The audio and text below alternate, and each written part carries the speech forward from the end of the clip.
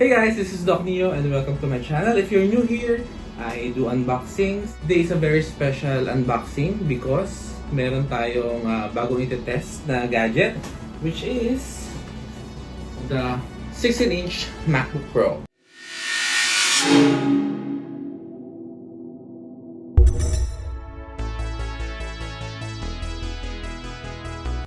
Ngayon, it came, naka-box pa siya. I'm sure nasa loob yung mismong magandang packaging ng Apple.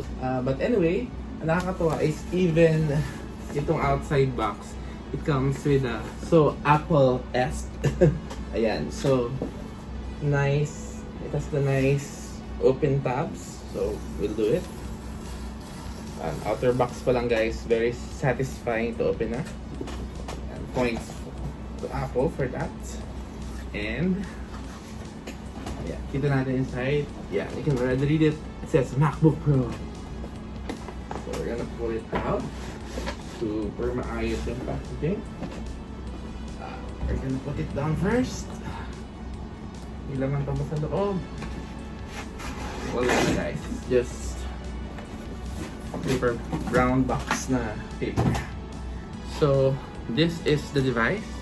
This is the 16-inch MacBook Pro. This is the 1TB version, and so sa front it has the illustration of the laptop. On the side it has the Apple logo. Sabi nga MacBook Pro sa one side, another logo, and yeah, MacBook Pro. So at the back there's a specification. Let me read it. This is the MacBook Pro 16-inch. Retina. This is the 2.3 GHz 8-core Intel Core i9 version with 16 GB of DDR4 memory, 1TB SSD, and AMD Radeon Pro 550M with 4 GB of video RAM. So, ayan. Okay, we will now proceed to the actual unboxing of this baby. Okay guys, so let's start unboxing. It has this easy open tab here.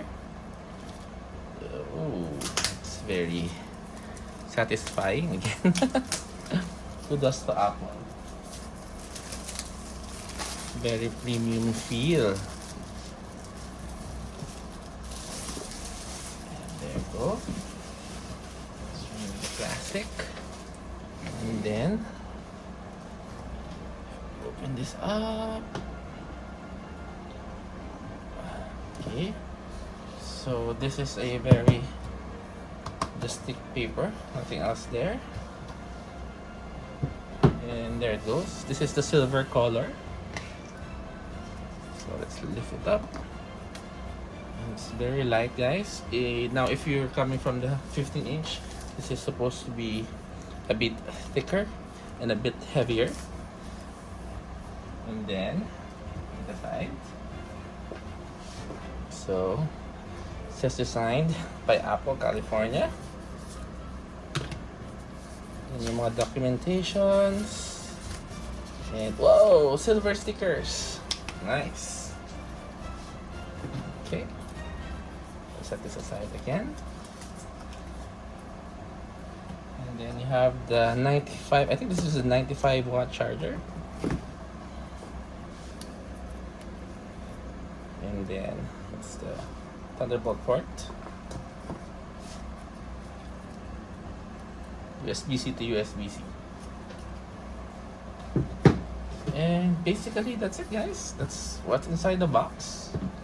Now we'll try to open the laptop itself. Ooh, yes, very nice feeling.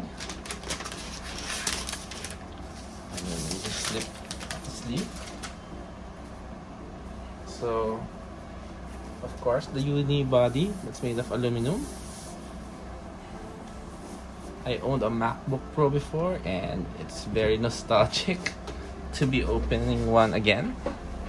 So if we open this up, there is a paper here, some of it.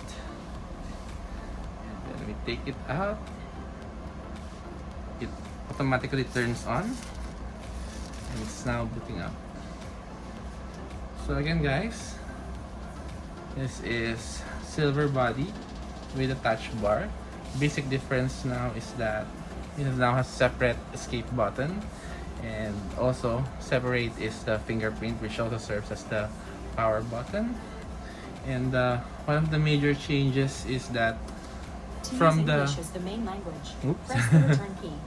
From the butterfly keyboards that has lots of problems, they're returning to the old scissor switches. So I hope that there'll be no problem with this keyboard. And yeah, I can already say na it's very nice to type with a nice travel. And then we have the, of course, the very big touchpad, which is very Apple is very known for this particular touchpad, which is very good.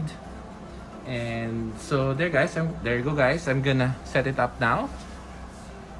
This is not an entire review, this is just an unboxing. I just want to show you what's inside, and maybe I could do a slight review, quick review after I got this set up already. And I'm gonna tell you also if this is very worth it if you're doing video editing like myself. So again guys, this is Doc Neo. Thank you for joining me in this unboxing. Be informed, stay inspired guys, and I'll see you in my next vlog. Bye bye.